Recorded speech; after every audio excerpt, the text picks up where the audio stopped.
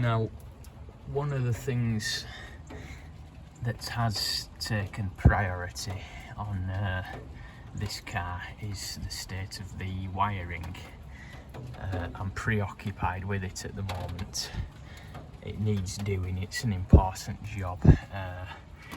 You see all this mess here, well that's for the overdrive, which I'll say more on in a moment inside the car.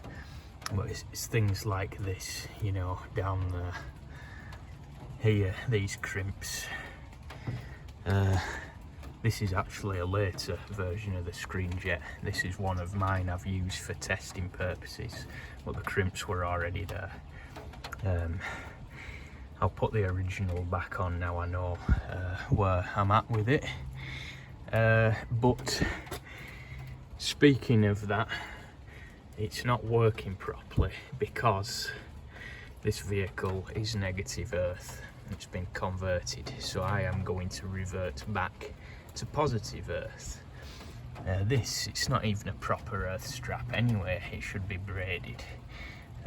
This is an add-on that somebody has put on, which goes to the engine block to earth that. I don't know why though, because there is a braided earth strap from engine to chassis there. So all that will be put right when I change it back to positive earth. This battery connection has been soldered on. I'll just desolder that. I'm going to inspect very carefully this cable run, because that's the main battery cable to the car. There's the starter solenoid. That should have a protective rubber boot on it to insulate it, because that is live permanently. Any defects, you know, in this insulation of the cable, if it's rubbing anywhere, chafed, if that touches the chassis, well that's delivering full battery current. So it'd be good night Vienna if that happened. Oh yeah, I've fitted my run back and oil coil, one of them. There's a good reason for that, which I'll save for another video, but it was to do with the starting problems in the Will It Run mini-series. I do have some wire to replace that, you know, that had been cut and then spliced together for some unknown reason. But that, I'm gonna essentially rip it all out and start again. So go into the car. It is leaking. The footwell is full of water, but at least I know, I'm trying to be optimistic here, at least I know there's no holes in the floor. And I've just had a random drip from the mirror as well, which I've never ever experienced before in any car. So there's a lot to do. When it dries out, you know, this typical Pennine weather, when it dries out, I'll put the cover on it to keep off the worst of the rain. At least the cover should stop the water from getting into the car. I have been around with the cure rust, so, you know, on the areas of rust, so it's not going to deteriorate any further. That's some of the replacement cable I'm going to use for that interior light feed. I knew I had some somewhere. Steering column cowl I've taken off. It needed repair anyway, it's broken, so that will be repaired. I've got the other part in here. Yeah, I do. I've fitted new wiper blades. They were the old ones I've taken off. There was actually a bag of wiper arms and blades here, none of which fit, and all the rubbers are knackered, but the arms, you know, they might come in handy for another car. I'm sure they will. But these is what I've fitted. I've put the old blades inside. I've got the AA seal of approval, so they must be good. 12-inch bayonet fitting, 5mm bayonet, and it lists the cars, the fittings on the back, but there's no mention of standard Vanguard.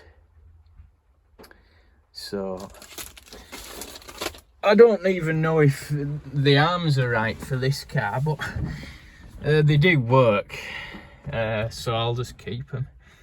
And having 12 inches, you know, it gives a good sweep, and there's no harm in having an extra bit on the wipers, so I can do that and test them.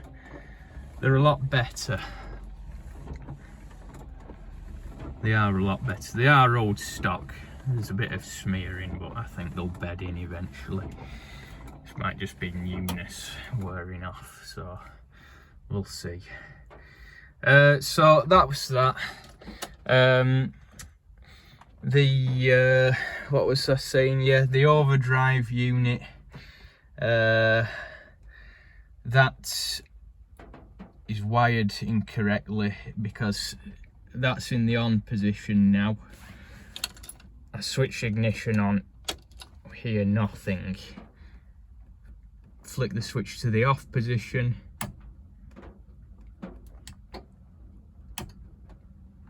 You can hear the relay if it doesn't coincide with drops of rain on the roof.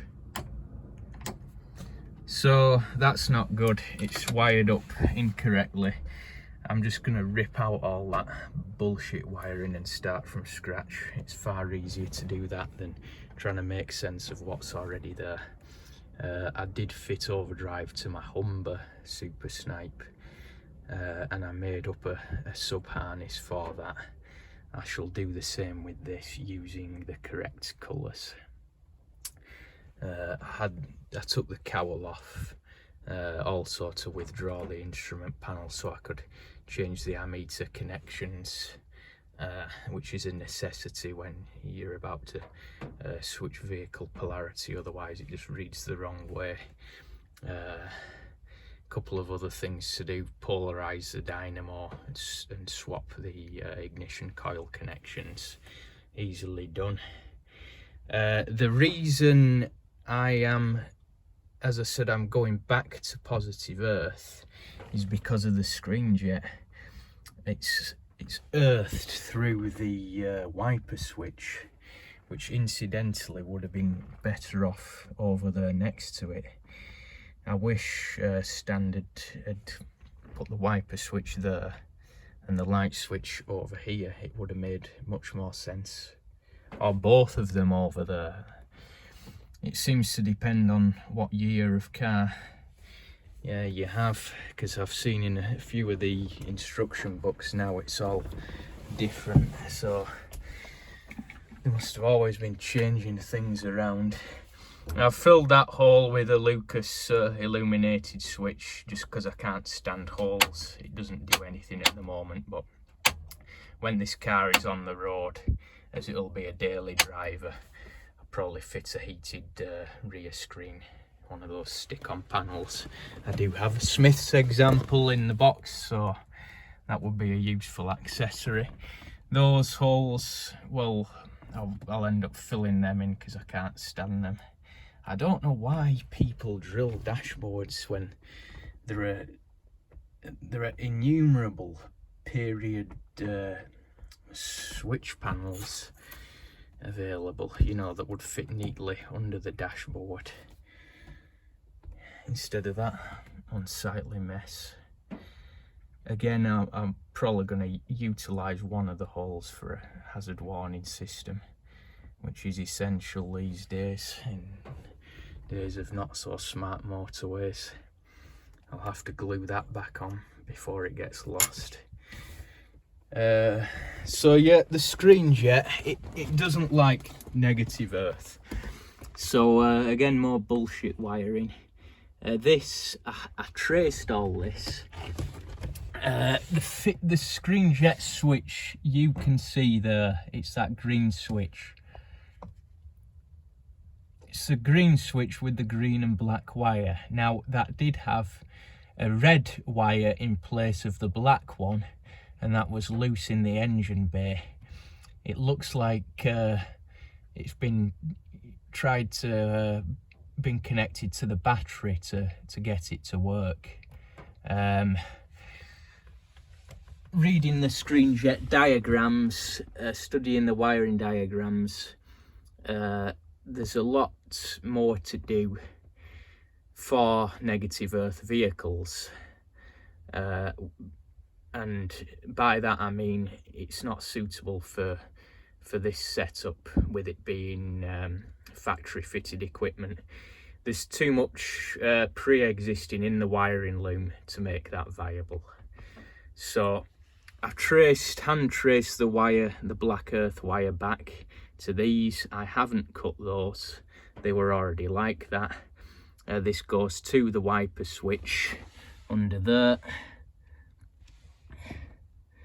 so it's through the wiper switch there. It was blowing fuses when I did connect it up with negative earth, so even with it, even with it wired up for negative earth operation, it was blowing fuses. So I'm going back to positive. I will sort all this out. God only knows why these have been cut and then rejoined, especially when the actual switch terminals are only there. Who knows, but I'll repair those properly, solder them together, and heat shrink over them, and I'll tape them up, so I won't be able to know. You won't be able to see this mess anymore. So yeah, that was that. Not the most exciting of updates, but it's all necessary. And there's some copper coloured stuff on the switch there. I don't know what that is, if it was copper grease or something, because I found some horrible sticky stuff on the wiring behind the instrument panel there, the binnacle, which I've cleaned off.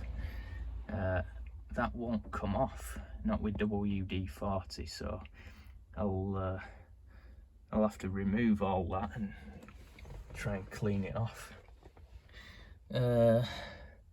What else was there? I think that was it, just for the time being anyway.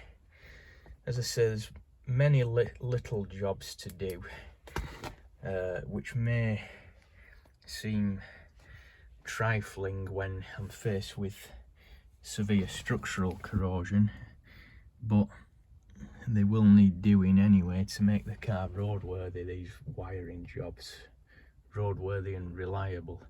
And I think this sort of stuff, when people hack wires up like that, that's what gives Lucas Electrics a bad name, because there was nothing ever wrong with Lucas Electrics.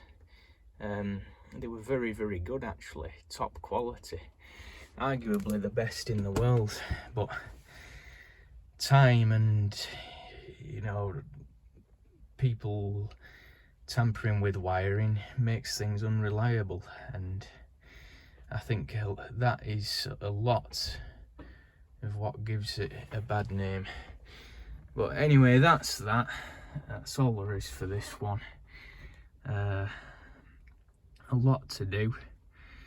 That piddly mirror as well, that's another thing I'm going to deal with. If you remember, it had a later mirror fitted. It's all little jobs keeping me busy, but fairly pleasant jobs until I get hold of the panels for repairs. That's what I'm concentrating on. So yeah, more to come. More to come soon. And yeah, that's it for this one.